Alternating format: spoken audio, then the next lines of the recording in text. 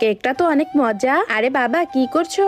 তেমন কিছু না গুড্ডু, এই তো কেক খাচ্ছিলাম। তুই একটু থাক, আমি তোর জন্য খাবার নিয়ে আসি। আরে একটু খেয়ে দেখি তো কেকটা কেমন। এটা তো শেষ হয়ে গেল।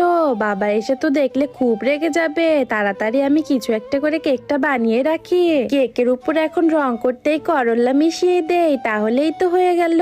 এই তো আমার কেক রেডি। গুড্ডু এই দেখ, তোর জন্য খাবার এনেছি। তুই এই মোমোগুলো খা আর আমি এই কেকটা খাই।